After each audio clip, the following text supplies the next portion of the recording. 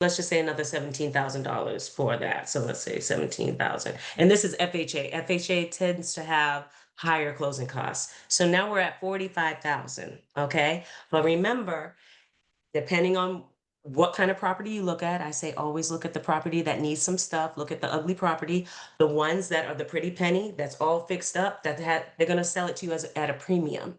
So Mhm. it's okay for you to have to go in and paint and pull up the carpets and replace a vanity in the bathroom. That is okay. That's Home Depot stuff, right? That we can get people Mhm. to do for not a lot of money. But when people put these flip homes and they put them back on the market, they really just put lipstick on a pig, and you can do that yourself for less money, and do it the way you want. So let's say we're at $45,000, and let's say you can go in and negotiate with the seller to give you a concession for $8 to $10,000. Maybe they pay $10,000 of your closing costs. So now you only have to come to the table with $35,000, and you got a duplex.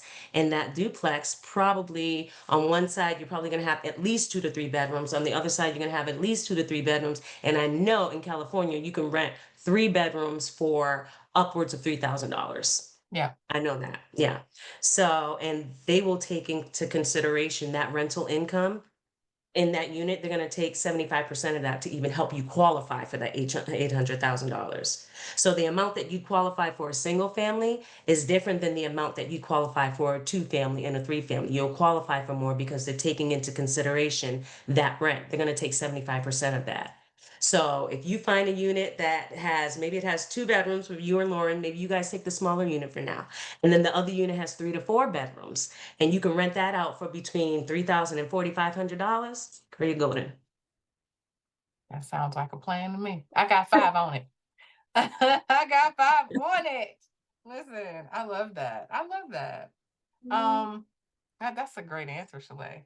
Um, so Aisha, and we're about to get out of here, y'all, because I'm having all the fun. I'm like, it's me. I have this issue. Y'all like, okay, here's what you do, Tiara. I'm like, okay.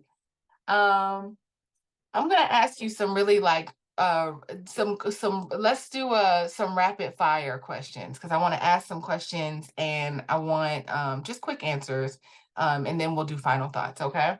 Um Aisha, what's one money move you're proud of? Starting my own business.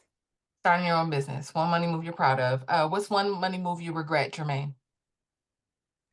Oh, besides the franchise, I also invested into a tech app for the music business and never seen no return. That's probably my worst regret. I didn't receive anything at all. Just Oh, meetings and board meetings and networking and talking and wishes oh, and it never came to fruition. That's probably the worst investment I made. And it was like mm, 25,000. Yeah. oh.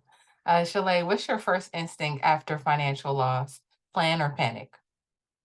That's a good question. My first instinct, I beat myself up a little bit.